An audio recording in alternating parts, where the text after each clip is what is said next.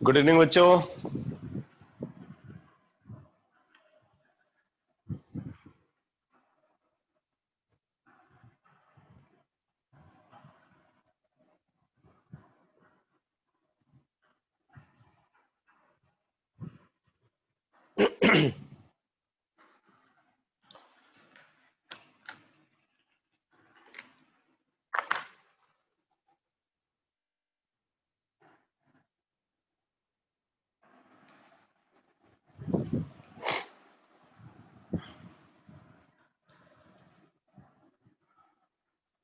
तो मैंने last class में गैस लॉस पे बेस्ड कुछ न्यूमेरिकल्स जो है वो क्लास में डिस्कस किया था, और अब मैं एक कंसेप्ट आपको बताने जा रहा हूं जिस पे बेस्ड क्वेश्चन एनसीईआरटी में भी गिवन है और बुकलेट में भी गिवन है। तो आप नोट करो, पेलोड। पेलोड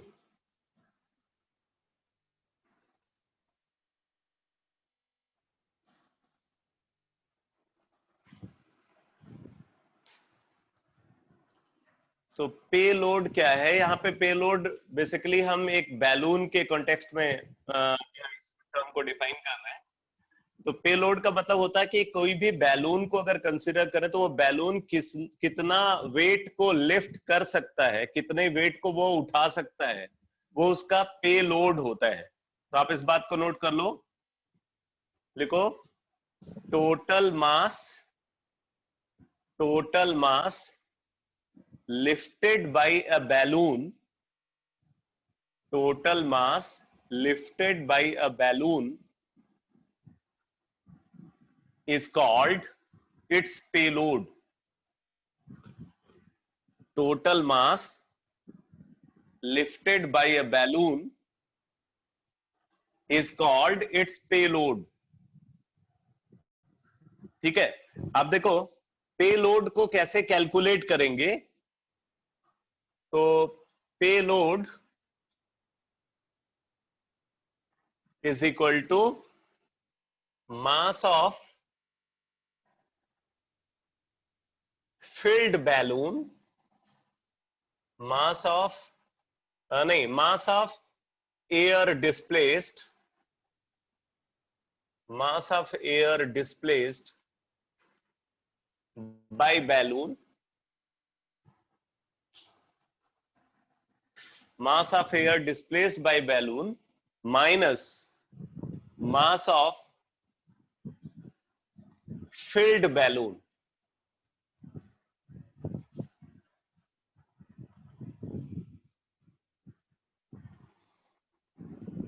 ठीक है, इस तरीके से हम पेलोड को डिटरमाइन करते हैं। Payload is equal to mass of air displaced by balloon minus mass of filled balloon.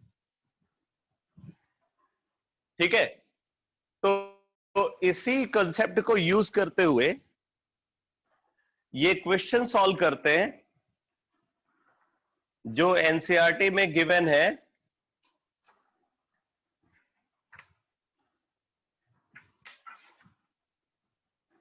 Question number 5.16, NCERT में क्वेश्चन नंबर 5.16। अब देखो इस क्वेश्चन में क्या गिवन है। बोला है payload is defined as the difference between the mass of displaced air and the mass of the balloon. Calculate the payload when a balloon of radius 10 metre. अब इस क्वेश्चन में जो इंफॉर्मेशन गिवन है इसको note कर लेते हैं। Balloon का रेडियस गिवन है 10 metre, radius of balloon 10 metre given है। मास 100 किलोग्राम, बैलून का मास जो है वो 100 किलोग्राम है। Mass of balloon 100 kilogram. 100 kilogram is filled with helium at 1.66 bar. Balloon के अंदर प्रेशर जो है वो गिवन है 1.66 बार, एंड टेम्परेचर गिवन है 27 डिग्री सेंटीग्रेड यानी कि 300 kelvin. Density of air given है 1.2 kilogram per metre cube. Density of air given है 1.2 किलोग्राम पर मीटर क्यूब और आर वैल्यू बार के टर्म्स में गिवन है 0.083 लीटर बार लीटर पर मोल पर kelvin.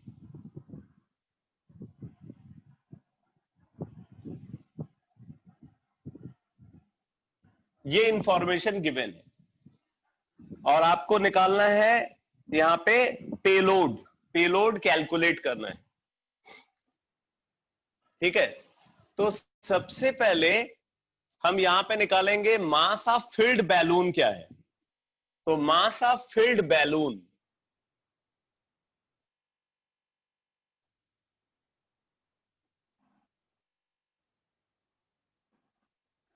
Is equal to mass of balloon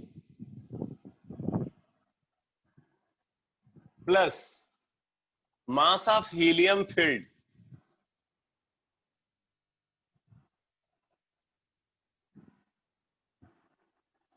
तो अगर हम मास ऑफ फिल्ड बैलून को कैलकुलेट करें तो ये क्या हो जाएगा, ये बैलून का मास प्लस उसके अंदर जो हीलियम फिल्ड है उसका मास। अब हीलियम कितना फिल्ड है उसका मास अगर आपको निकाला, देखो प्रेशर गिवन है, टेम्परेचर गिवन है, यहाँ पे रेडियस गिवन है बैलून का, तो उससे बैलून का वॉल्यूम आ जाएगा। प्रेशर वॉल्यूम टेम्परेचर आपको पता चल गया तो आप वहां से number of mole of helium field calculate कर सकते हो। ठीक है, या आप अगर चाहो तो सीधे हीलियम का मास भी निकाल सकते हो by using this result, PV is equal to WRT by M, W by MRT, number of mole की जगह पे weight upon molecular weight consider कर रहे हैं। तो हमें यहाँ पे W चाहिए, mass of helium filled, mass of helium filled W is equal to PVM upon RT, PVM upon RT। ठीक है, तो अब यहां पे आप देखो प्रेशर गिवन है 1.66 bar, molar mass of helium 4, volume of helium यहां पे रेडियस गिवन है तो 4/3 पाई 22/7 4/3 पाई R क्यूब, तो R क्यूब हो जाएगा यहां पे 10 क्यूब, तो 10 क्यूब यानी कि 1000 ये मीटर क्यूब में आया। ठीक है, अच्छा ध्यान दो, हमने प्रेशर को बार में कंसीडर किया है जबकि वॉल्यूम हम मीटर क्यूब में ले रहे हैं। यहाँ पे जो आर की यूनिट है उसमें वॉल्यूम लीटर में है तो हमें इसको लीटर में कन्वर्ट करना पड़ेगा। तो 1 metre cube is equal to 1000 litre होता है, 1 metre cube is equal to 1000 litre. तो हमें क्या करना पड़ेगा, यहाँ पे 1000 से फर्दर मल्टीप्लाई करना पड़ेगा मीटर क्यूब को लीटर में कन्वर्ट करने के लिए। ठीक है, तो अब देखो PVM हो गया PVM अपॉन RT, तो R वैल्यू है 0.083 और टेम्परेचर गिवन है 300 केल्विन, 300 केल्विन।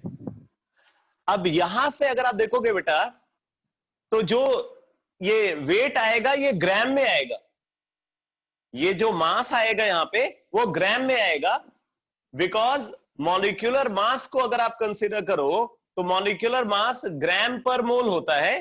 ठीक है, और यहाँ पे मोल का मतलब ग्राम मोल की बात करें तो उससे जो अमाउंट निकलेगा वो अमाउंट ग्राम में आएगा, तो ये वैल्यू ग्राम में आएगी और हम चाहते हैं ये किलोग्राम में आए, तो किलोग्राम में कन्वर्ट करने के लिए हम यहीं पे इसको 1000 से डिवाइड भी कर देते हैं, 1000 से डिवाइड कर देते हैं तो ये किलोग्राम में आ जाएगा। एक एक कन्वर्जन को समझ करके चलना। अब फिर से देखो, ये हो गया P प्रेशर इन बार, ये M हो गया मॉलिक्यूलर मास हीलियम का 4।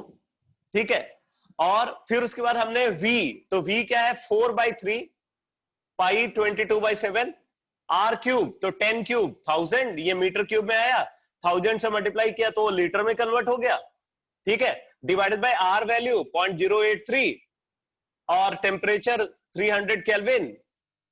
क्योंकि ये पूरा कैलकुलेशन जो है वो कैलकुलेट करके ये ग्राम में आया, जबकि हमें किलोग्राम में वैल्यू चाहिए, तो इसलिए 1000 से हमने डिवाइड कर दिया। तो अब हम इसको सॉल्व करेंगे, ठीक है। तो इसको सॉल्व करने पे इसको हम ऐसा लिख सकते हैं, ये जीरो से इसको 0.83 अगर हम कंसिडर कर लें, जीरो हम हटा देते तो ये 0.83 हो जाएगा, ठीक है। और 0.83 का डबल 0.83 इंटू 2 1.66, ठीक है, 1.66। इस जीरो से हमने ये जीरो हटा दिया, तो अब अगर आप देखो तो ये कितना आ गया, ये आ गया 16 into 2 32 multiplied by 22 multiplied by 100 divided by 21 into 3 63 kilogram. जरा कैलकुलेट करके बताना है कितना आया।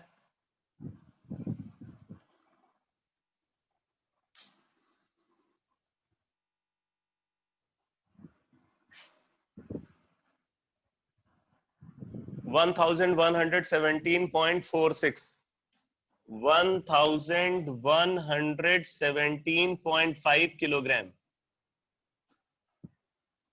ये मास ऑफ हीलियम फिल्ड है, तो मास ऑफ फिल्ड बैलून हम यहां से निकाल लेते हैं। Therefore mass of filled balloon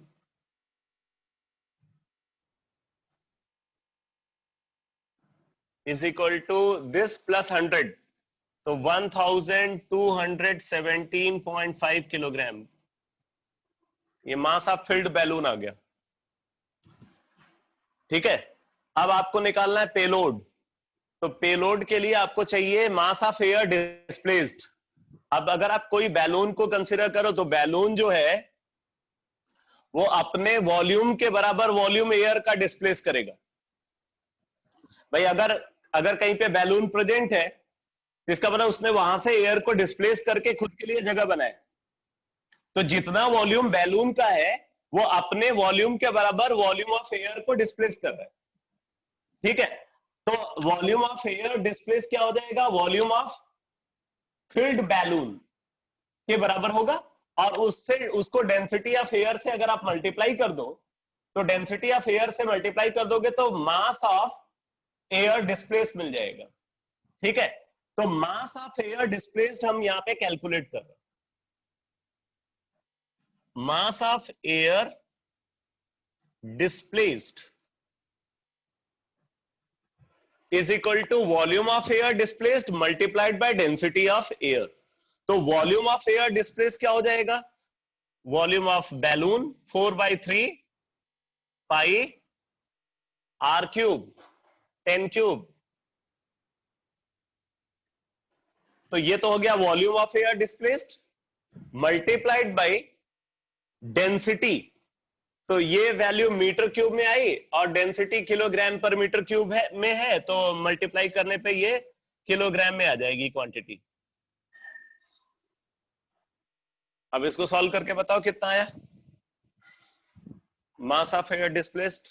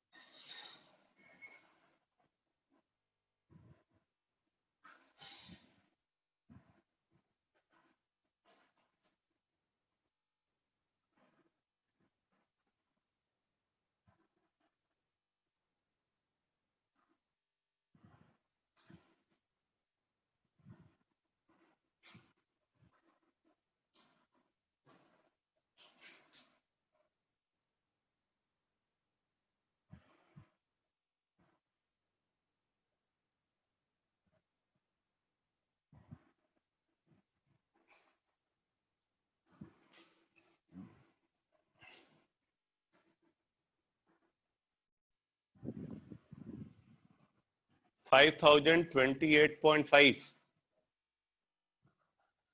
5028.5 kilogram.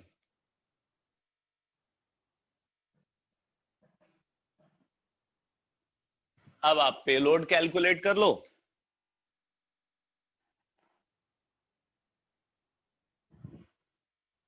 तो पेलोड क्या होगा?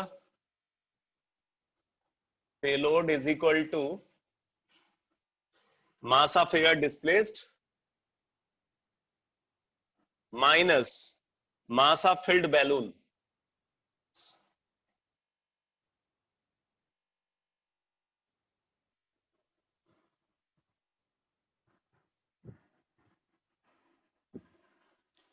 ठीक है, 3000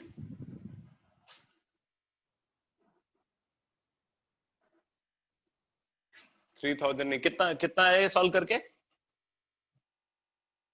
2000 समथिंग।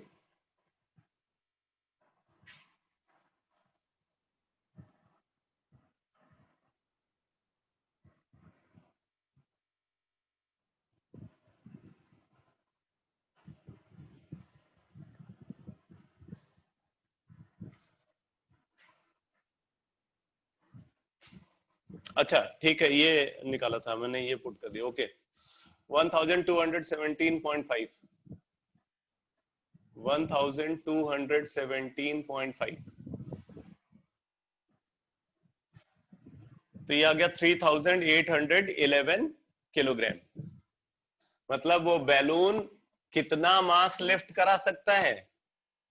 तो 3811 किलोग्राम मास को वो लिफ्ट करा सकता है, उठा सकता है।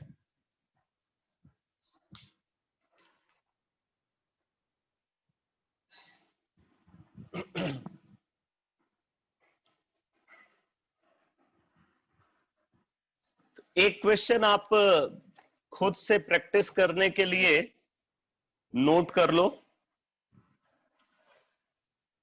ये क्वेश्चन बुकलेट में आपको मिलेगा, लिख लो question. A balloon of diameter 20 metre, a balloon of diameter 20 meter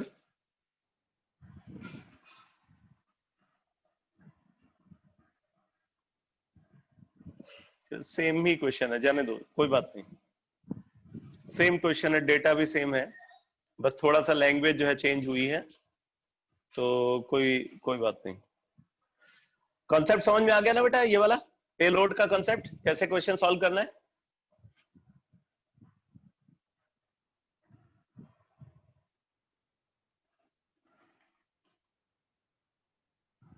चलो ठीक है, अब आप नेक्स्ट कॉन्सेप्ट लिखो। Next concept, Dalton's law of partial pressure. Dalton's law of partial pressure.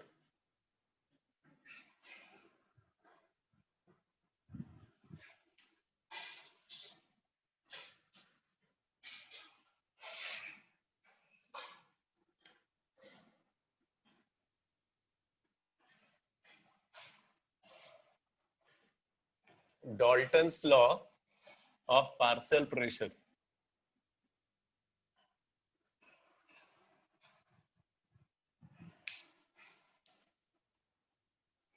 ठीक है, तो जरा आप इसका स्टेटमेंट लिखो पहले। Dalton's law of partial pressure का स्टेटमेंट लिखो। According to this law, according to this law, for a non-reacting gaseous mixture, for a non-reacting gaseous mixture, for a non-reacting gaseous mixture or a gaseous mixture having fixed composition, for a non-reacting gaseous mixture or a gaseous mixture having fixed composition, present in constant volume container at constant temperature, present in constant volume container at constant temperature, present in constant volume container at constant temperature, present in constant volume container at constant temperature, total pressure exerted by the gaseous mixture, total pressure exerted by the gaseous mixture, total pressure exerted by the gaseous mixture inside the container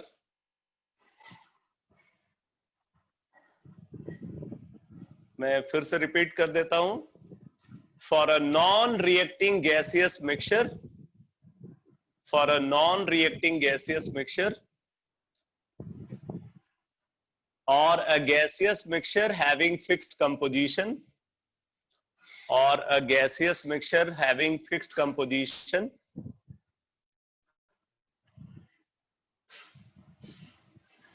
present in constant volume container at constant temperature, present in constant volume container at constant temperature, present in constant volume container at constant temperature, total pressure exerted by the gaseous mixture, total pressure exerted by the gaseous mixture is equal to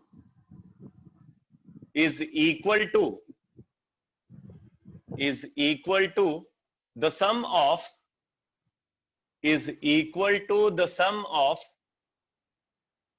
partial pressure, is equal to the sum of partial pressure of individual gaseous components involved, is equal to the sum of partial pressure of individual gaseous components involved, is equal to the sum of partial pressure of individual gaseous components involved. ठीक है, तो इसको हम बोलते हैं Dalton's law partial pressure. अब question ये उठता है कि ये पार्शियल प्रेशर क्या है, तो पार्शियल प्रेशर को कैसे डिफाइन करेंगे, पैरा चेंज करके लिखो।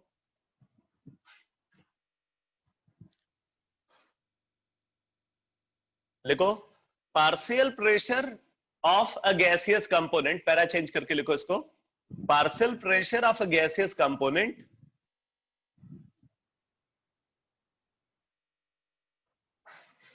partial pressure of a gaseous component is the pressure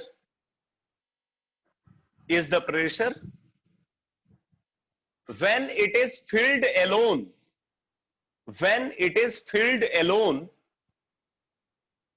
when it is filled alone in the same container, when it is filled alone in the same container, when it is filled alone in the same container under identical condition, under identical condition of volume and temperature, under identical condition of volume and temperature, under identical condition of volume and temperature। तो अब जैसे देखो यहाँ पे Dalton's law partial pressure का statement जो आपने लिखा है उसका क्या मतलब है। जैसे मान लो हम एक कंटेनर को कंसीडर कर रहे हैं, अगर ये कंटेनर है और इस कंटेनर के अंदर हमने अगर ये 3 गैसेस को फिल किया है जो कि हम बोल रहे हैं नॉन रिएक्टिंग है, दो सिचुएशन हो सकती है, या तो ये गैसेस नॉन रिएक्टिंग हो, ठीक है, या ऐसा हो सकता है कि अगर ये रिएक्टिंग है तो इनका कंपोजिशन ना बदल रहा हो, मतलब ये इक्विलिब्रियम में प्रेजेंट हो सकती है। अगर गैसेस नॉन रिएक्टिंग है फिर तो कंपोजिशन बदलेगा ही नहीं, लेकिन अगर गैसेस रिएक्टिंग है तब भी कंपोजिशन फिक्स रह सकता है।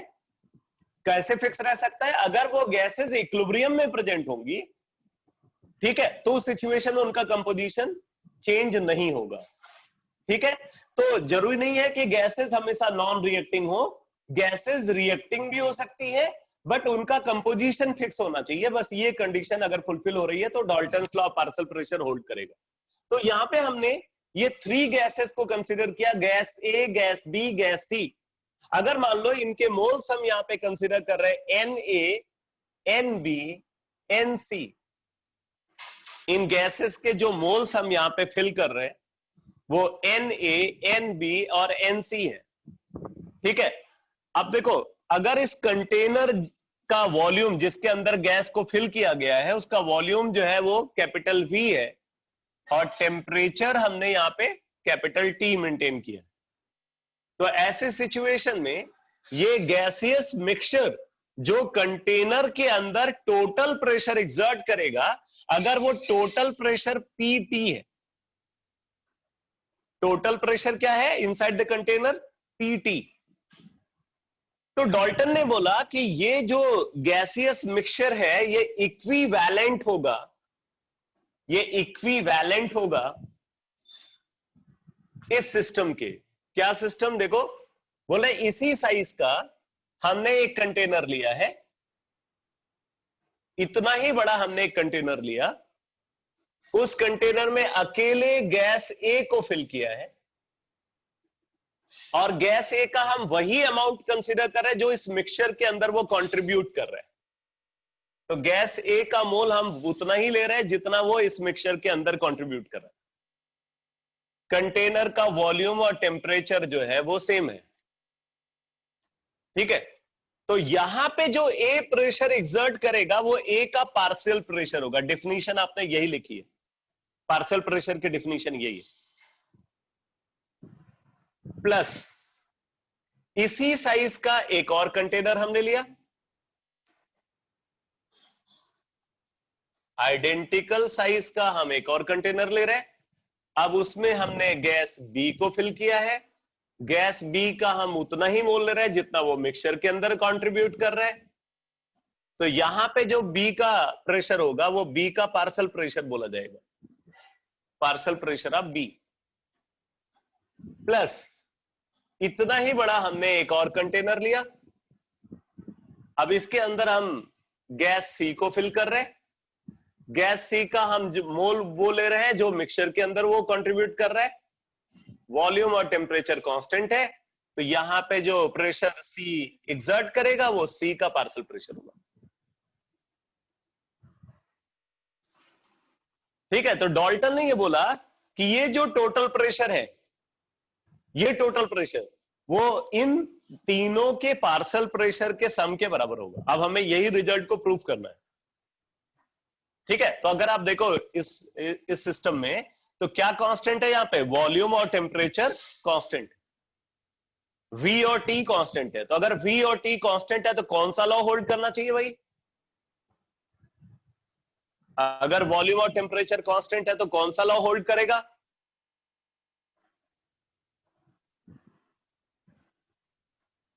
अरे बोलो भाई बोलो।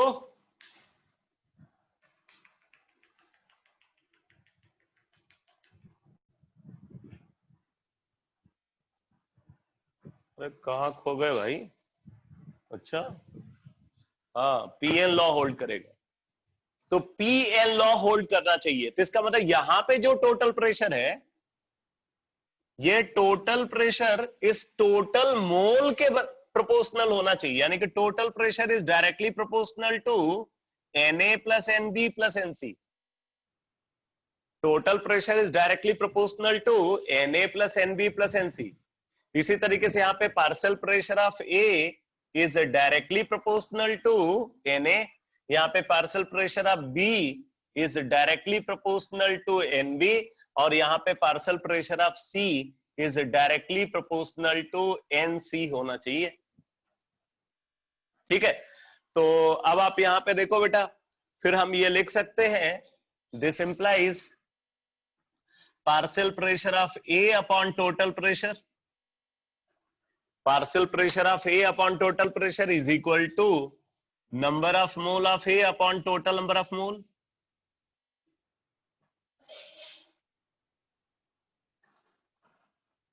और ये number of mole of A upon total number of मोल क्या है? ये है मोल fraction of A.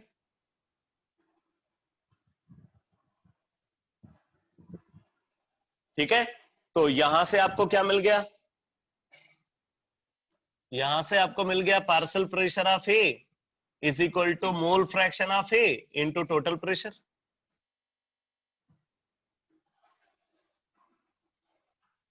Partial pressure of A is equal to mole fraction of A into total pressure. Similarly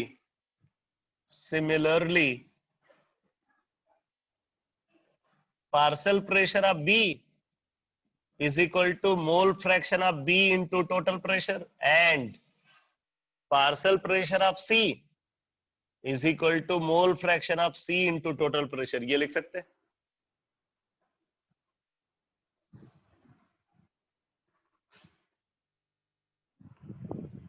ठीक है, partial pressure of A is equal to mole fraction of A into total pressure, partial pressure of B is equal to mole fraction of B into total pressure, and partial pressure of C is equal to mole fraction of C into total pressure।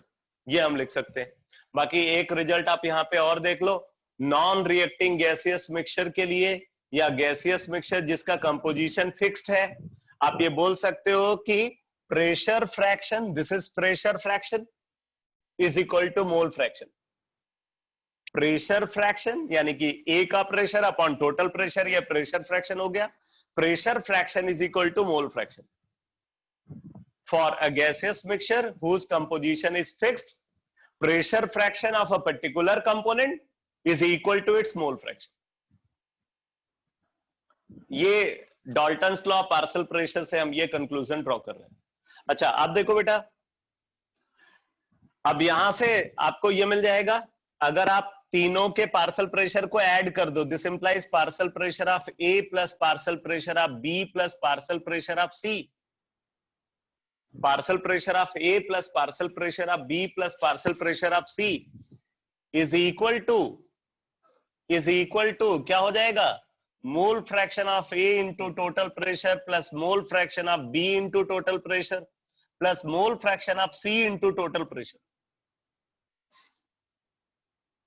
Partial pressure of A plus partial pressure of B plus partial pressure of C is equal to mole fraction of A into total pressure. इसकी जगह पे लिख लिया, इसकी जगह पे ये लिख लिया, इसकी जगह पे ये लिख लिया।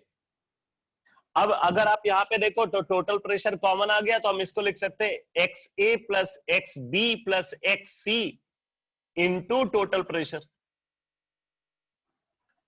ये लिख सकते हैं। और आप देखो, क्योंकि टोटल मोल फ्रैक्शन 1 होता है, यानी कि x a plus x b plus x c ये टोटल मोल फ्रैक्शन है, टोटल मोल फ्रैक्शन 1 है, तो फिर हम यहां पे लिख सकते हैं this implies partial pressure of A plus partial pressure of B plus partial pressure of C is equal to total pressure, since XA plus XB plus XC is equal to 1। यही रिजल्ट हमें proof करना था। यह है Dalton's law of partial pressure.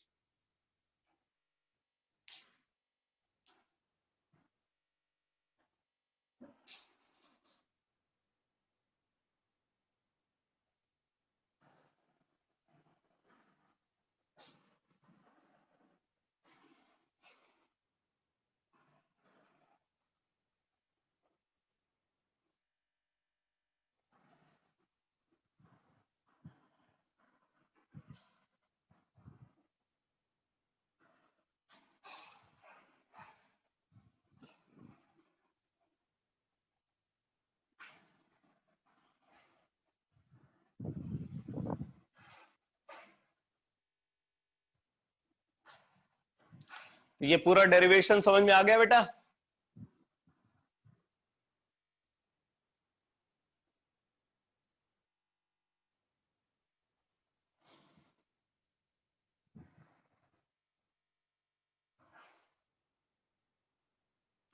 ठीक है, तो ये रिजल्ट याद रखना कि non reacting gaseous mixture or a gaseous mixture whose composition is fixed, pressure fraction of a particular component is equal to its mole fraction. आप चाहो तो इसको नोट में लिख सकते हो, नोट में लिख लो.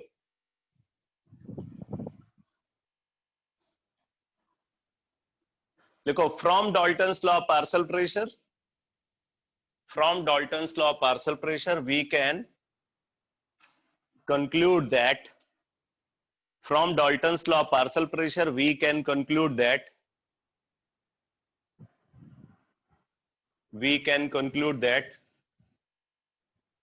for a non-reacting gaseous mixture, for a non-reacting gaseous mixture, for a non-reacting gaseous mixture or a gaseous mixture having fixed composition, or a gaseous mixture having fixed composition, or a gaseous mixture having fixed composition, or a gaseous mixture having fixed composition, pressure fraction of a gaseous component, pressure fraction of a gaseous component involved inside the mixture,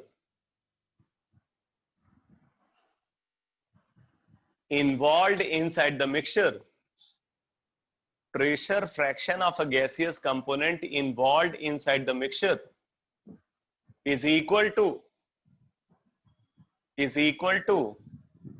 its mole fraction, is equal to its mole fraction, is equal to its mole fraction. ठीक है, मतलब PI, मान लो ith component की बात कर रहे हैं, PI upon P total is equal to XI.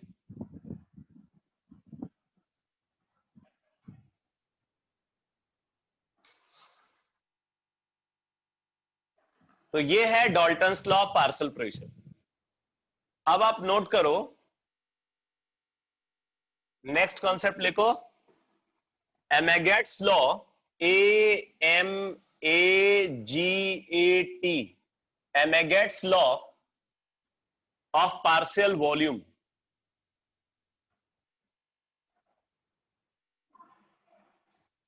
Amagat's law of partial volume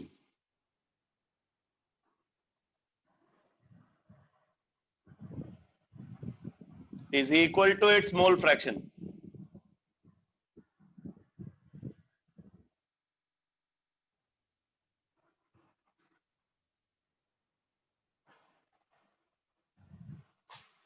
Amagat's law of partial volume.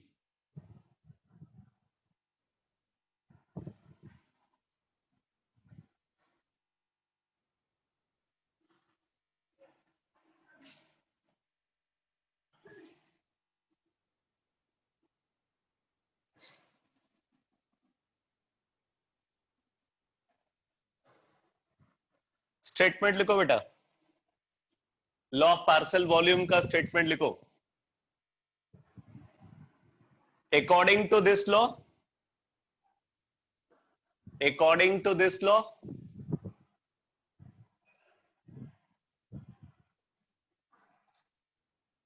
according to this law, for a non-reacting gaseous mixture, for a non-reacting gaseous mixture, for a non-reacting gaseous mixture or a gaseous mixture having fixed composition, or a gaseous mixture having fixed composition, for a non-reacting gaseous mixture or a gaseous mixture having fixed composition,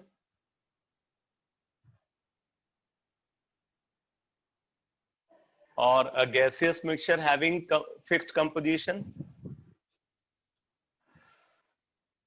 total volume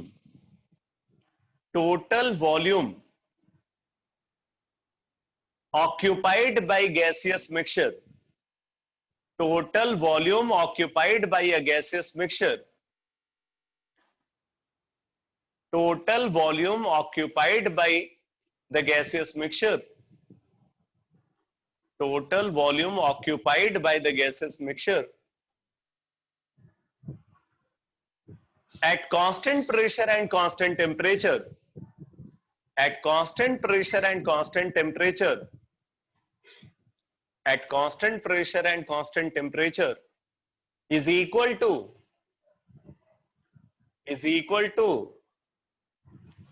the sum of is equal to the sum of partial volume is equal to the sum of partial volume is equal to the sum of partial volume of individual is equal to the sum of partial volume of individual gaseous component involved is equal to the sum of partial volume of individual gaseous component involved is equal to the sum of partial volume of individual gaseous component involved. अब देखो एक बात और important है बेटा, जैसे हमने ये पार्शियल प्रेशर को डिफाइन किया उसी तरीके से हम यहाँ पे पार्शियल वॉल्यूम को भी डिफाइन करेंगे। तो पैरा चेंज करके लिख लो, पैरा चेंज करके लिखो पार्शियल वॉल्यूम की definition. Partial volume is the volume partial volume is the volume occupied by partial volume is the volume occupied by a gaseous component. Partial volume is the volume occupied by partial volume is the volume occupied by a gaseous component which is filled alone in the same container which is filled alone in the same container. Partial volume is the volume occupied by a gaseous component. Partial volume is the volume occupied by a gaseous component which is filled alone in the same container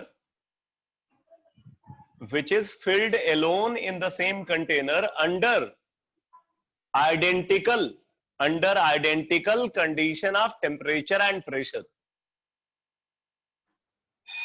Under identical condition of temperature and pressure at which gaseous mixture is present.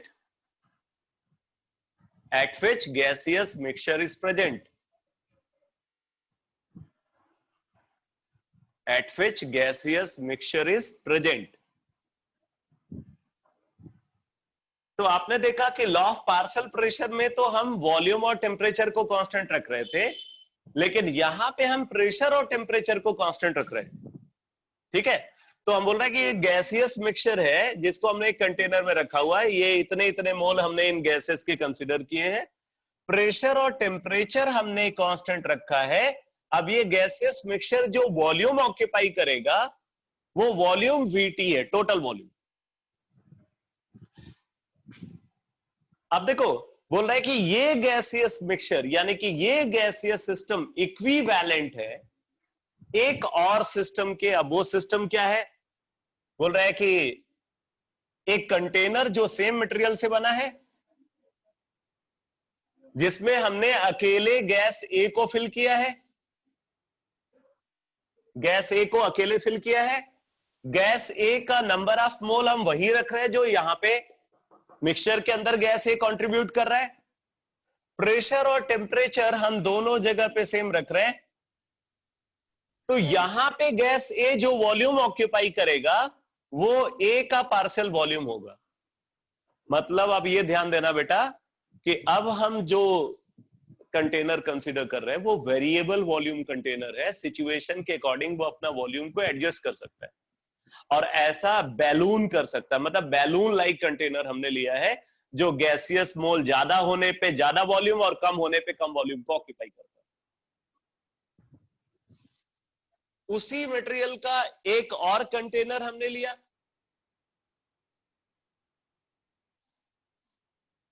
Same material का हमने एक और container लिया, उसमें हम gas B को fill करके रख रहे हैं।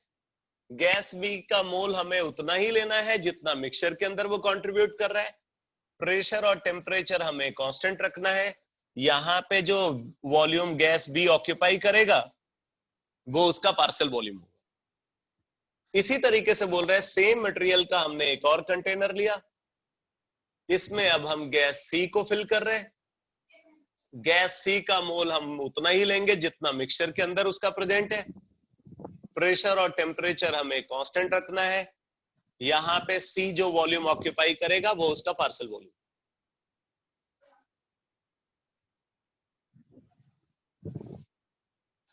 तो आप देख रहे हो कि इधर प्रेशर और टेम्परेचर कांस्टेंट है, तो कौन सा लॉ होल्ड करना चाहिए?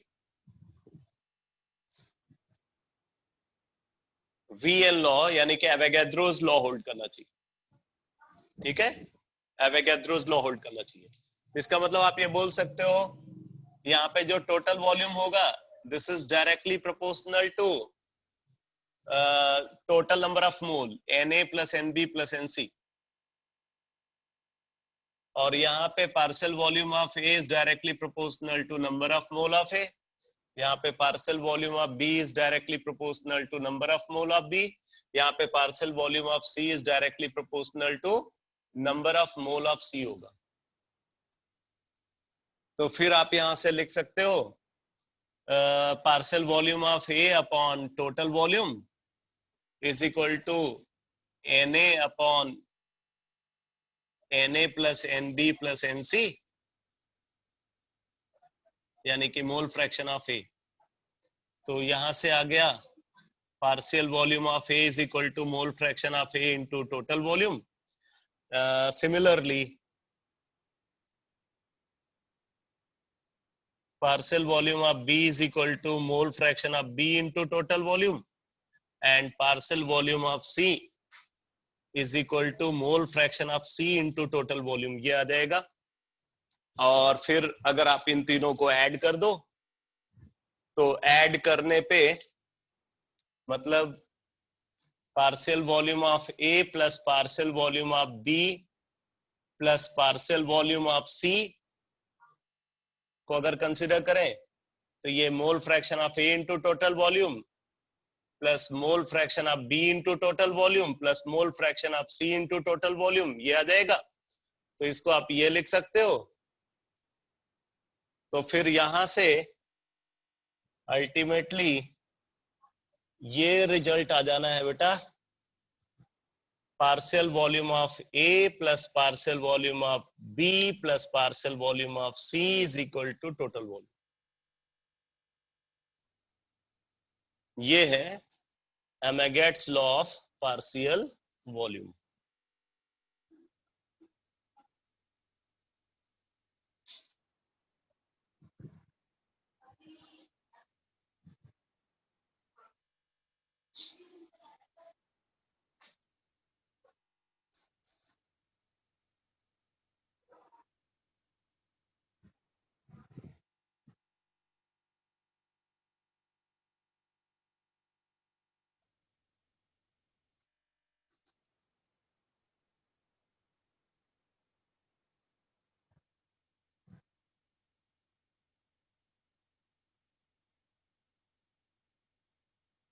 फिर इसके बेसिस पे आप ये कंक्लूड कर सकते हो नॉन रिएक्टिंग गैसेस मिक्सचर के अंदर प्रेजेंट किसी भी गैसियस कंपोनेंट का जो वॉल्यूम फ्रैक्शन है वो उसके मोल फ्रैक्शन के बराबर हो।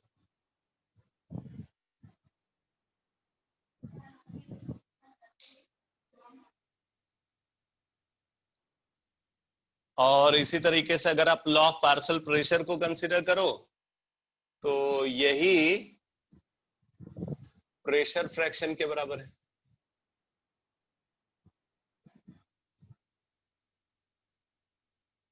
तो नॉन रिएक्टिंग गैसियस मिक्सचर का प्रेशर फ्रैक्शन, वॉल्यूम फ्रैक्शन और मोल फ्रैक्शन ये बराबर होता है।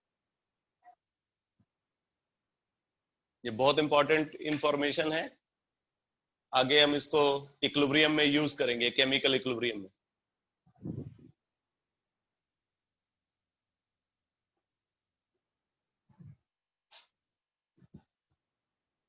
इससे एक कंक्लूजन और ड्रॉ होता है जिसको हमने मोल कॉन्सेप्ट में यूज किया था कि अगर कोई रिएक्शन गैसियस फेज में हो रही है तो वहां पे जो स्टोइकियोमेट्रिक कंपैरिजन हम करते हैं वो स्टोइकियोमेट्रिक कंपैरिजन प्रेशर के टर्म्स में, वॉल्यूम के टर्म्स में और नंबर ऑफ मोल के टर्म्स में, तीनों के टर्म्स में पॉसिबल है। Stoichiometric comparison gaseous phase reaction के केस में in terms of pressure, in terms of volume और in terms of number of mole perform किया जा सकता है। ये भी हम यहां से कंक्लूड करते हैं।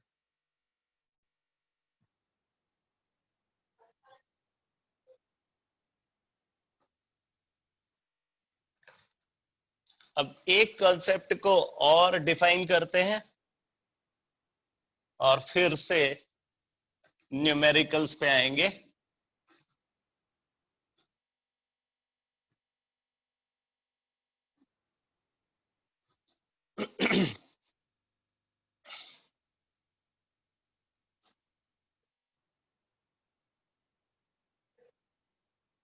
Aqueous tension,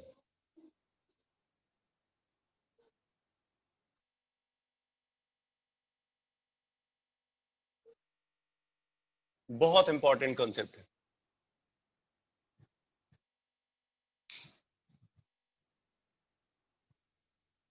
aqueous tension definition लिखो बेटा।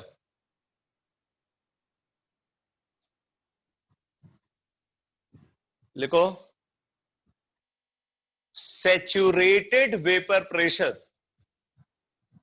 Saturated vapour pressure of water vapour, saturated vapor pressure of water vapor at a given temperature,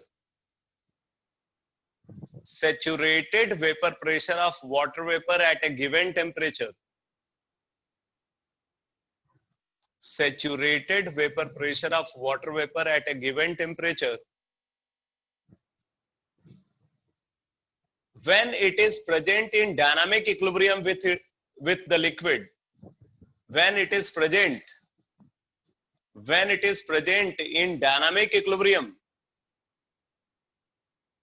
when it is present in dynamic equilibrium with the liquid water, when it is present in dynamic equilibrium with the liquid water, when it is present in dynamic equilibrium with the liquid water is called aqueous tension, is called aqueous tension।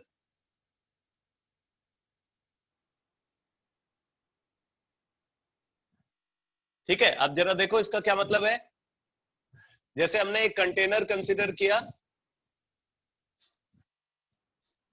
इस container में अगर liquid water partially field है और इसको हमने certain temperature T पे रखा है, तो क्या होगा, यहां पे जो लिक्विड वाटर है वो इवेपोरेट होगा और इवेपोरेट होकर के वो वाटर वेपर में कन्वर्ट होगा।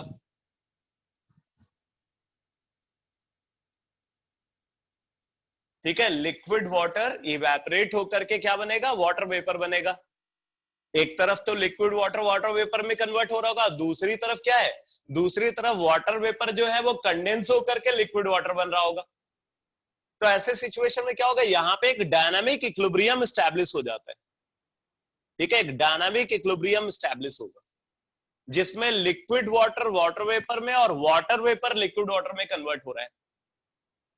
तो बोले इक्विलिब्रियम तब आएगा जब वाटर का रेट ऑफ इवेपोरेशन उसके रेट ऑफ कंडेंसेशन के बराबर हो जाएगा। अगर rate of evaporation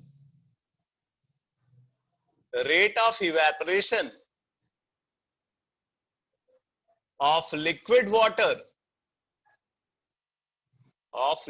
water is equal to rate of condensation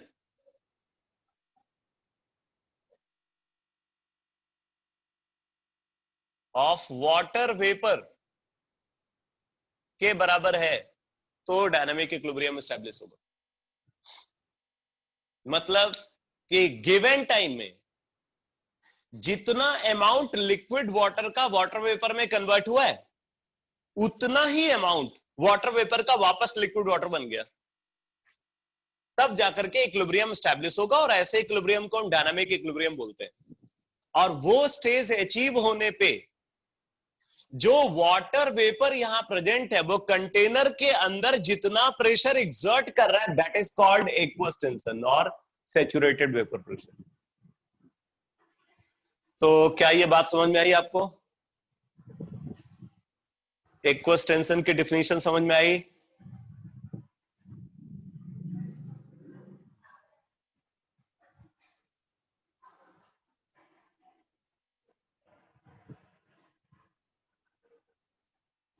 ठीक है।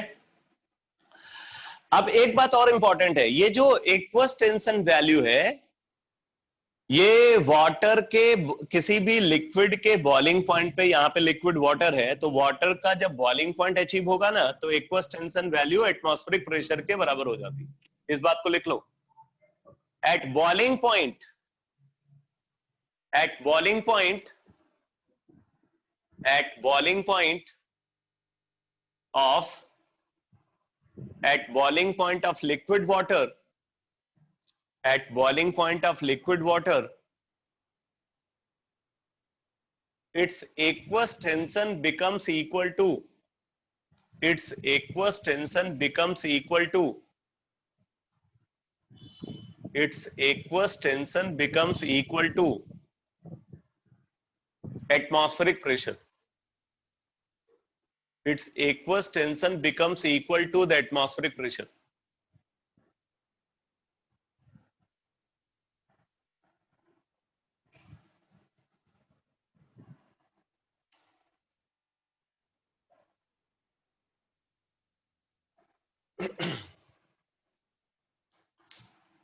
ठीक है।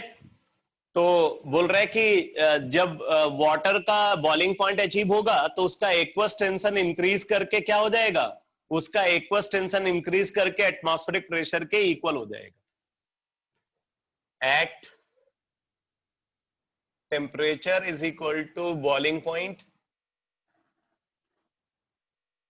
एक्वस टेंशन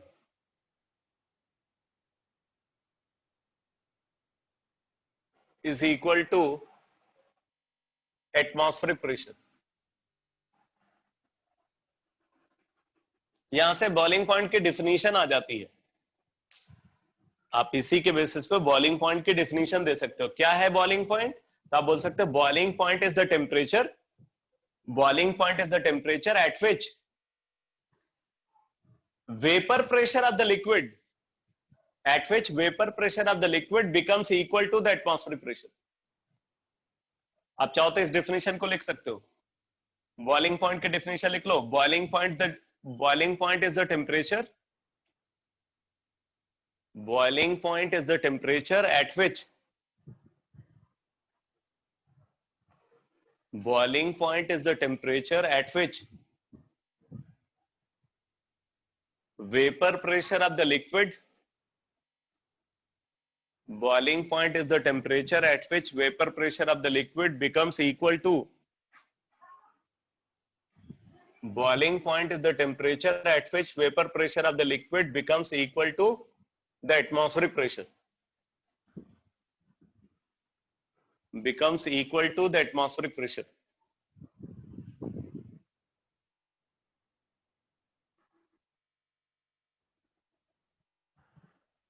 ठीक है बेटा। तो इसका मतलब अगर हम बात करें तो जो एक्वस टेंशन है, एक्वस टेंशन दो दो फैक्टर पे डिपेंड करता है। एक तो लिक्विड के नेचर पे डिपेंड करता है। एक्वस टेंशन किस पे डिपेंड करेगा? लिक्विड के नेचर पे डिपेंड करेगा और टेम्परेचर पे डिपेंड करेगा, और इसके अलावा किसी और फैक्टर पे डिपेंड नहीं करता। आप इसको नोट में लिख सकते हो। Aqueous tension, aqueous tension depends upon, aqueous tension depends upon, number one, aqueous tension depends upon, number one, nature of the liquid, nature of the liquid, and number two, temperature. ठीक है, temperature पे कैसे depend करता है? बोल रहा है कि अगर टेम्परेचर को आप इंक्रीज करते हो तो टेम्परेचर को इंक्रीज करने पे एक्वस टेंशन हमेशा इंक्रीज करता है। अगर आप टेम्परेचर बढ़ाओगे तो टेम्परेचर बढ़ाने पे एक्वस टेंशन हमेशा इंक्रीज करेगा, और ये इंक्रीज करते करते करते करते कहां पहुंच जाता है? एटमॉस्फेरिक प्रेशर पे पहुंच जाता है। कब? जब टेम्परेचर इंक्रीज करके बॉइलिंग पॉइंट के बराबर हो जाता है। जब लिक्विड का टेम्परेचर बढ़ते बढ़ते उसके बॉइलिंग पॉइंट पे पहुंच जाएगा तो एक्वस टेंशन इंक्रीज करके किसके बराबर हो जाएगा? एटमॉस्फेरिक प्रेशर के बराबर हो जाएगा। ठीक है, तो एक्वस टेंशन दो फैक्टर पे सिर्फ डिपेंड करेगा। किस पे डिपेंड करेगा? एक तो लिक्विड का नेचर और दूसरा टेम्परेचर। वैसे हम यहाँ पे एक्वस की बात कर रहे हैं, तो एक्वस का मतलब है कि वाटर। यूजुअली एक्वस टेंशन जो टर्म है ये किसके लिए डिफाइन किया जाता है? वाटर के लिए डिफाइन किया जाता है। बट दूसरे लिक्विड के लिए भी आप इसको इसी तरीके से कंसिडर कर सकते हो। अच्छा, आप देखो, अगर मान लो हम एक कंटेनर को कंसीडर कर रहे हैं, इस कंटेनर के अंदर पार्सली लिक्विड वाटर फिल्ड है और उसके ऊपर हमने किसी गैस को कलेक्ट किया है एट सर्टेन टेम्परेचर T। ठीक है, कंटेनर में क्या है? पार्सली लिक्विड वाटर, ये लिक्विड वाटर फिल्ड है, उसके ऊपर हमने गैस को कलेक्ट किया है एट सर्टेन टेम्परेचर T। तो यहां पे क्या होगा? ये जो लिक्विड वाटर है ये इवेपोरेट होगा,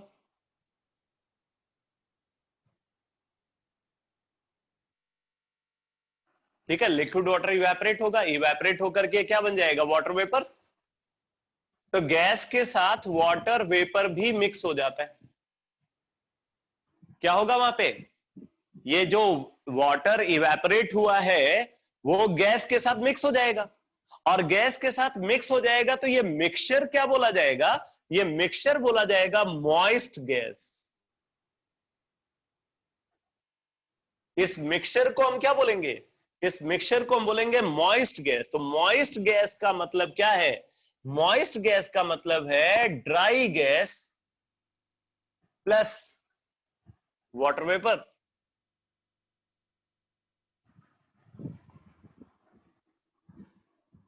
moist gas is equal to dry gas plus water vapour.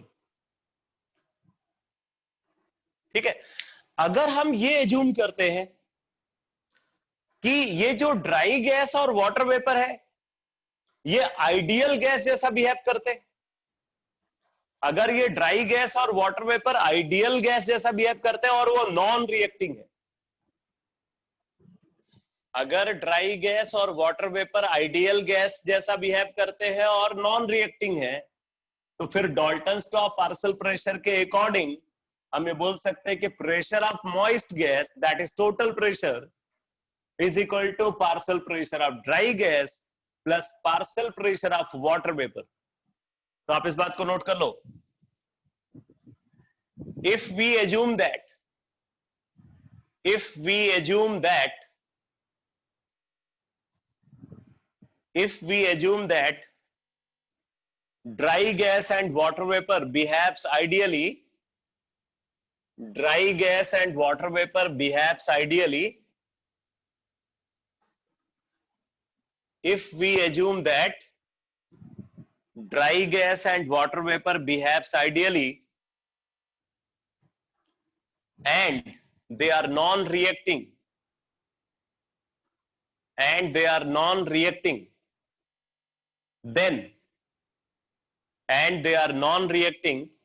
then from Dalton's law of partial pressure, from Dalton's law of partial pressure,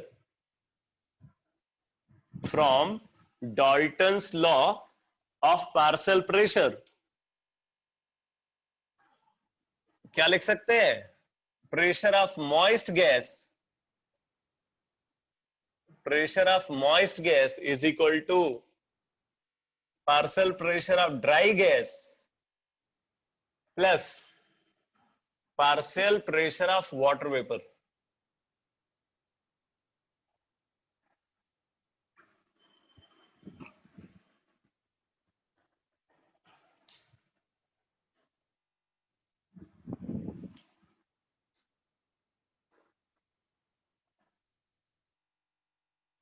ये हम लिख सकते हैं बेटा,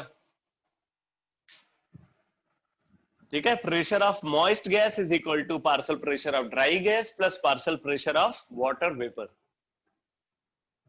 ठीक है। अब देखो, ये partial pressure of water vapour जो है, ये एक्वस टेंशन के बराबर भी हो सकता है और उससे डिफरेंट भी हो सकता है। अब इस बात को समझने के लिए हम एक टर्म को डिफाइन करते हैं जिसको बोलते हैं relative humidity.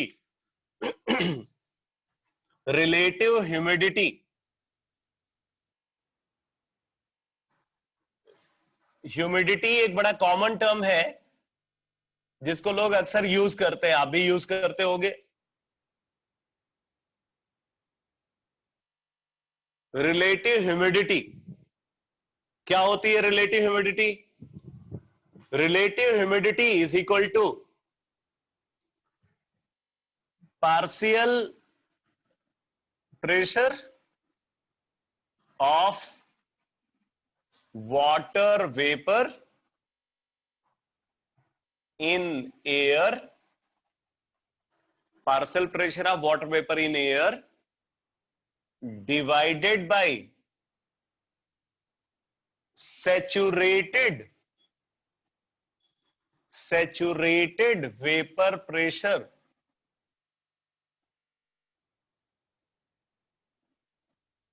of water, saturated vapor pressure of water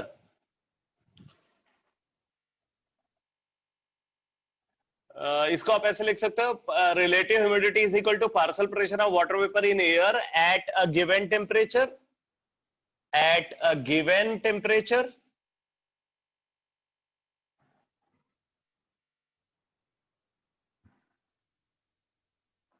at a given temperature divided by saturated vapor pressure of water at same temperature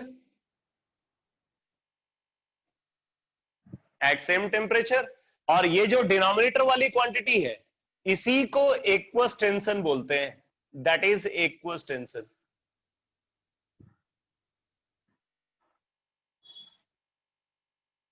multiplied by 100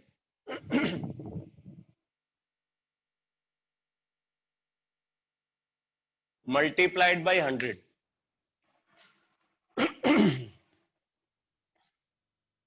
अब ध्यान देना बेटा, ये जो हमने लिखा हुआ ना partial pressure of water vapour, ये बेसिकली ये न्यूमरेटर वाली क्वांटिटी है,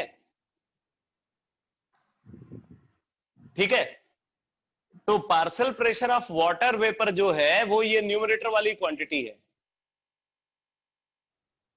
तो आपको अगर रिलेटिव ह्यूमिडिटी गिवन है तो रिलेटिव ह्यूमिडिटी गिवन है और सैचुरेटेड वेपर प्रेशर यानी कि एक्वस टेंशन गिवन है, तो उससे आप ये partial pressure of water vapour निकाल सकते हो और फिर इस partial pressure of water vapour को यहां पुट करके आप प्रेशर ऑफ मॉइस्ट गैस निकालोगे। अगर प्रॉब्लम में रिलेटिव ह्यूमिडिटी नहीं गिवन है तो हम इसको 100% एज्यूम करके चलते हैं। आप इस बात को नोट कर लो, लिखो, if relative humidity is not given in the problem, if relative humidity is not given in the problem, then if relative humidity is not given in the problem, then it is assumed to be 100%. Then it is assumed to be 100%. Then it is assumed to be 100%. और जब आप इसको 100% assume कर लोगे तब क्या हो जाएगा? Partial pressure of water vapour is equal to aqueous tension. तो लिख लो, under such condition partial pressure of water vapour is equal to aqueous tension.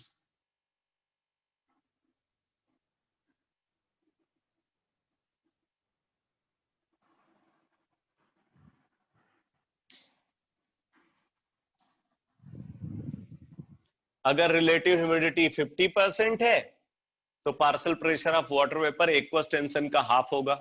30% है तो एक्वस टेंशन इंटू 0.3 होगा। 70% है तो एक्वस टेंशन इंटू 0.7 होगा। तो इस तरीके से आप इसको कैलकुलेट करोगे। नहीं गिवन है तो 100% मान करके, यानी कि एक्वस टेंशन को ही partial pressure of water vapour लेकर के आप प्रेशर ऑफ मॉइस्ट गैस निकालोगे। अच्छा, अब देखो, अब मैं आपको एक और बहुत इंपॉर्टेंट बात बताने जा रहा हूं। बेसिकली जो गैस लॉज हैं, अगर हम गैस लॉज की बात करें तो gas laws are applicable only for dry gas, not for moist gas. Note में लिख लो इस बात को। Gas laws are applicable, gas laws are applicable only for dry gas. Gas laws are applicable only for dry gas, but not for moist gas. But not for moist gas.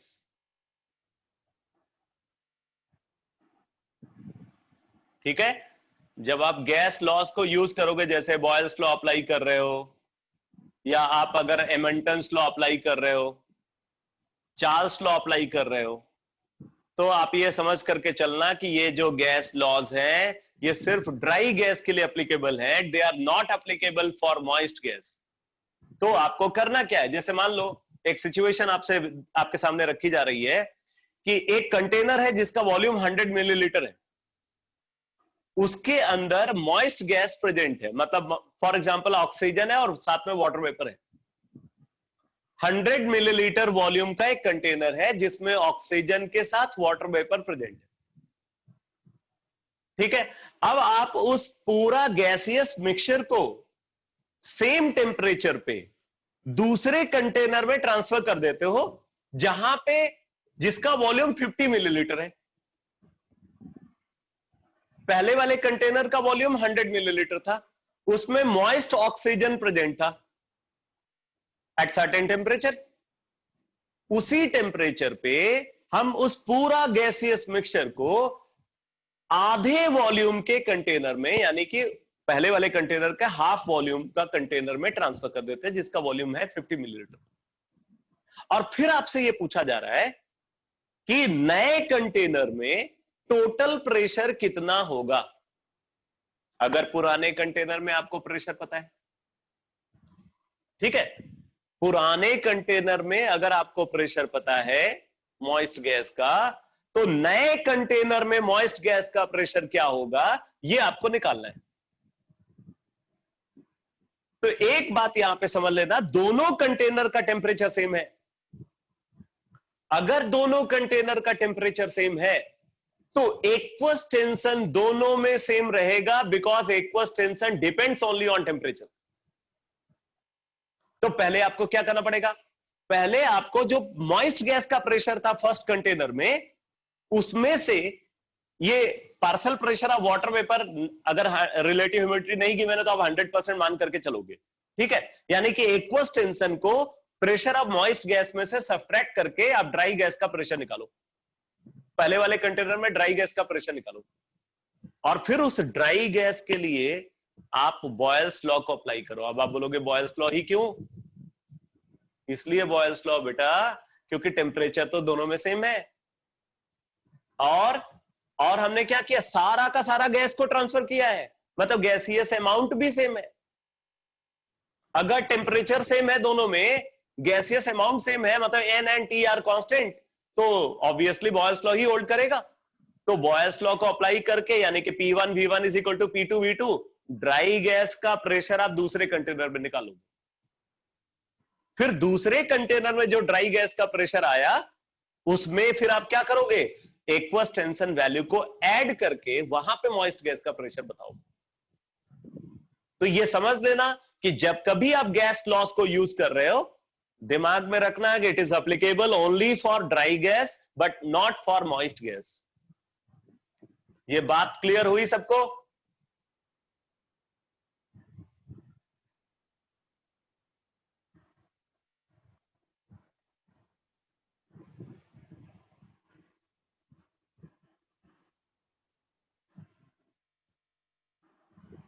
ठीक है। अच्छा, एक चीज और समझ लेना बेटा, ये हो सकता है कि हम जो एजम्पशन कंसीडर कर रहे हैं ना कि जो वाटर वेपर है वो आइडियल गैस जैसा बिहेव कर रहा है, तो इस इंफॉर्मेशन को यूज करके हम उसका एक्वस टेंशन को निकालने के लिए, मतलब वाटर वेपर का जो वेपर प्रेशर है उसको निकालने के लिए आइडियल गैस इक्वेशन यूज कर सकते हैं। भाई अगर हम ये जूम करके चल रहे हैं, ये हमने लिखा ना, तो ये कैसे लिखा, ये यही तो जूम किया कि ये वो आइडियल गैस जैसा बिहेव कर रहा है। तो अगर ये आइडियल गैस जैसा बिहेव कर रहा है तो आइडियल गैस इक्वेशन इसके लिए एप्लीकेबल होनी चाहिए, तो हम इसको निकालने के लिए आइडियल गैस इक्वेशन को यूज कर सकते हैं। बट जब गैस लॉज को यूज करेंगे तो हमेशा ड्राई गैस के लिए ही उसको अप्लाई करेंगे। मतलब मॉइस्ट गैस में से ड्राई गैस वाला ये जो एक्वस टेंशन वाला पार्ट है वो हटा करके ड्राई गैस का प्रेशर निकाल करके फिर उसके लिए गैस लॉ को यूज करेंगे।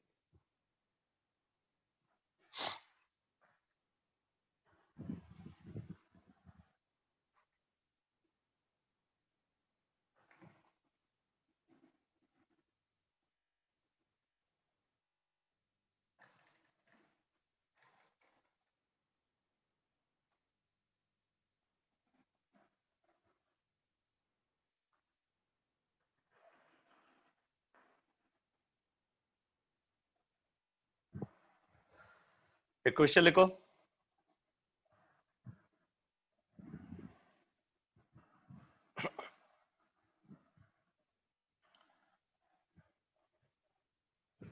लिखो, a 1500 milliliter flask, a 1500 milliliter flask contains a 1500 milliliter flask contains 400 milligram oxygen, 400 milligram oxygen and 60 milligram hydrogen. 400 milligram oxygen and 60 milligram hydrogen at 100 degree centigrade. At 100 degree centigrade. First point लिखो question का, first part, what is the total pressure in the flask? What is the total pressure in the flask? Second part लिखो, if the mixture is permitted to react, इसका मतलब पहले वाले में mixture react नहीं कर रहा है। 1500 milliliter flask contains 400 milligram oxygen and 60 milligram hydrogen at 100 degree centigrade. और फिर फर्स्ट पार्ट था what is the total pressure in the flask. अब सेकेंड पार्ट लिखो, if the mixture is permitted to react, if the mixture is permitted to react to form water vapor, if the mixture is permitted to react to form water vapor at the same temperature, at the same temperature, what material will be left, what material will be left and what will be their partial pressure, and what will be their partial pressure, and what will be their partial pressure। यहां पे R value given है, R is equal to 82 centimetre cube atmosphere पर mole पर kelvin.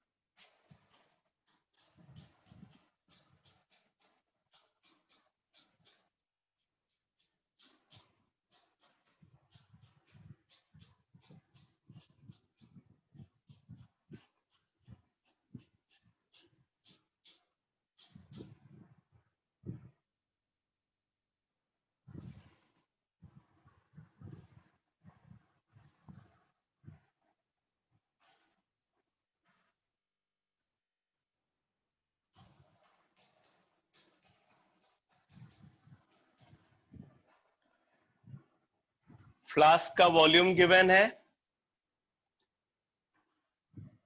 दोनों gases का mass given है, temperature given है। आप दोनों के मोल्स निकाल लो, ठीक है, दोनों के मोल्स निकाल लो और ऐड करके टोटल मोल निकाल लो, और फिर आइडियल गैस इक्वेशन को यूज करके फर्स्ट पार्ट का आंसर निकाल लो। ठीक है, तो वॉल्यूम ऑफ फ्लास्क है 1500 मिलीलीटर, यानी कि 1.5 लीटर। कह रही है यूनिट भी आप सीधे यूज कर सकते हो, मैं 1500 ही लिख लेता हूं, 1500 सेंटीमीटर क्यूब। और नंबर यहाँ पे टेम्परेचर गिवन है, टेम्परेचर कितना है 100 डिग्री सेंटीग्रेड, 373 केल्विन टेम्परेचर है। अब हम number of mole of oxygen निकाल लेते हैं। Number of mole of oxygen, ये मिलीग्राम में है, ग्राम में कन्वर्ट कर लिया, 0.4 अपॉन 32, ये ऑक्सीजन का मोल हो गया। मोल ऑफ हाइड्रोजन निकाल लेते हैं, तो 0.06 डिवाइड बाय 2,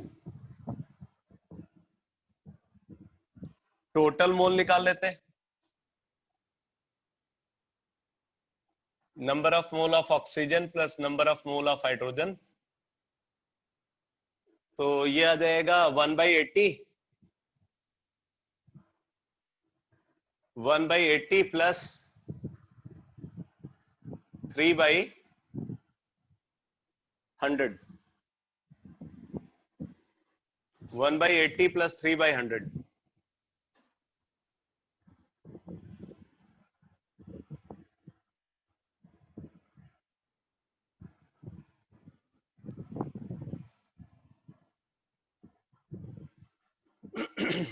फाइव प्लस 12, 17/400 मोल, ये आ गया, ये लिख लो। एन टोटल आ गया 17/400 मोल। अब हम आइडियल गैस इक्वेशन को यूज करेंगे, तो P total is equal to N total RT by V। N total 17/400, R value 82, और हाँ ये 17 into 82, 17/400 into 82 multiplied by temperature, temperature 373 है, इतना एटमॉस्फेयर आ जाएगा ये सॉल्व करके। वॉल्यूम ऑफ फ्लास्क 1.5, नहीं 1500 सेंटीमीटर क्यूब में ही रखना।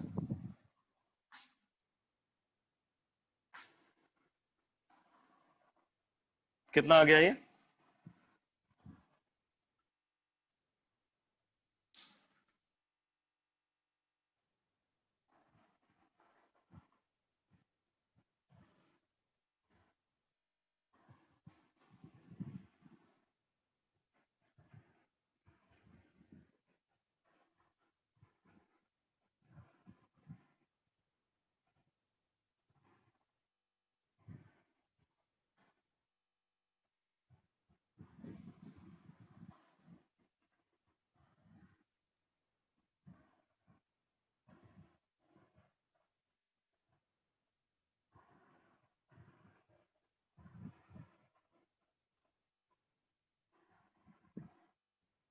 Point 866 atmosphere.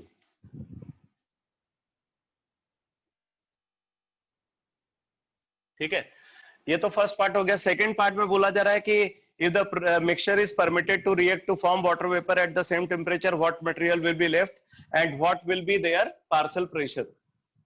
तो अब आप देखो रिएक्शन क्या होगी यहाँ पे, H2 2H2 plus O2 gives 2H2O। अब ये मोल कंसेप्ट की प्रॉब्लम है, तो हाइड्रोजन का मोल हमने कितना निकाला? हाइड्रोजन का मोल निकाला 3/100। ऑक्सीजन का मोल कितना निकाला? ऑक्सीजन का मोल निकाला 1/80। तो हमें पता करना है लिमिटिंग रिएजेंट कौन है। तो क्या करेंगे? मोलर स्टोइकियोमेट्रिक रेशियो निकालेंगे इनका। क्या निकालेंगे? Molar stoichiometric ratio. तो अगर मोलर स्टोइकियोमेट्रिक रेशियो निकालोगे तो number of mole upon stoichiometric coefficient, तो ये आ जाएगा 3/200। इसका मोलर स्टोइकियोमेट्रिक रेशियो आ गया, और इसका मोलर स्टोइकियोमेट्रिक रेशियो आ गया 1/80। अब आप देखो 3/200 बड़ा है या 1/80? तो ऑब्वियसली जो है इसको आप लिख सकते हो 1/66.66। तो डिनोमिनेटर जो है इसका छोटा है, तो ये क्वांटिटी बड़ी हो जाएगी। इसका मतलब therefore oxygen is limiting reagent. इसका हायर स्टोइकियोमेट्रिक मोलर रेशियो, इसका लोअर स्टोइकियोमेट्रिक मोलर रेशियो। तो जो लोवेस्ट स्टोइकियोमेट्रिक मोलर रेशियो में प्रेजेंट होगा वो लिमिटिंग रिएजेंट होगा। पुरानी बात है, बट पिछले जन्म की बात नहीं है, इसी जन्म की। इसी साल पढ़ा था कोरोना काल में, अभी भी चल रहा है। ठीक है, तो यहां पे देखो इसका स्टोइकियोमेट्रिक मोलर रेशियो क्या है? इसका स्टोइकियोमेट्रिक मोलर रेशियो मिनिमम है। तो इसका मतलब क्या होगा? Therefore oxygen is limiting reagent. Oxygen is limiting reagent. तो ऑक्सीजन अगर लिमिटिंग रिएजेंट है तो ऑक्सीजन तो पूरा कंज्यूम हो जाना है। अब अगर ऑक्सीजन पूरा कंज्यूम हो जाना है तो ऑक्सीजन के इतने मोल से हाइड्रोजन का कितना मोल रिएक्ट करेगा? तो आप बोलोगे इसका एक रिएक्ट करा तो उसका 2 रिएक्ट करेगा। तो अगर इसका 1/80 तो इसका 1/40 है कि नहीं? तो इसका 1/40 रिएक्ट कर जाएगा तो बचेगा कितना? 3/100 माइनस 1/40। तो number of mole of hydrogen remaining निकाल लो, 3/100 माइनस 1/40। और फिर उस मोल से क्या निकाल लोगे? हाइड्रोजन का पार्शियल प्रेशर निकाल लोगे आइडियल गैस इक्वेशन को यूज करके। और उसी तरीके से ये ऑक्सीजन तो पूरा यूज हो गया, और इधर क्या बन जाएगा? Water vapour. तो वाटर वेपर कितना बनेगा? आप बोलोगे इसके 1 मोल से इसका 2 मोल, तो 1/80 से इसका 1/40। तो इसका कितना बन गया? 1/40 मोल बन गया। तो इस 1/40 मोल से इसका पार्शियल प्रेशर आप निकाल लोगे by using ideal gas equation. तो सेकंड पार्ट में वही पूछा जा रहा है, if the mixture is permitted to react to form water vapor at the same temperature, what material will be left? तो material will be left, बताओ hydrogen का अमाउंट कितना बचा है वो बता दोगे। And what will be their partial pressure, तो पार्शियल प्रेशर आप कैलकुलेट करके बता दोगे। तो इसको कंप्लीट कर लेना बेटा। ठीक है, नेक्स्ट क्लास में, कल भी क्लास लूंगा मैं, कल की क्लास में मैं कुछ और क्वेश्चन कराऊंगा इस पे बेस्ड। ठीक है, इस पे बेस्ड मैं कल कुछ और क्वेश्चन कराऊंगा। और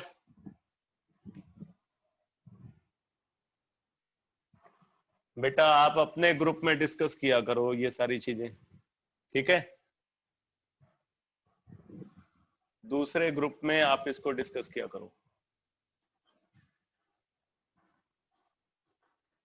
तो कल मैं क्लास रखूंगा, क्लास छोटी ही सही लेकिन एक कल क्लास होगी, उसमें मैं इस पे बेस्ड न्यूमेरिकल्स डिस्कस करूंगा। कल कोई नया कंसेप्ट स्टार्ट नहीं होगा, कल मैं इसी पे बेस्ड न्यूमेरिकल डिस्कस करूंगा। क्या कल हम लोग क्लास को 4 बजे स्टार्ट कर सकते हैं?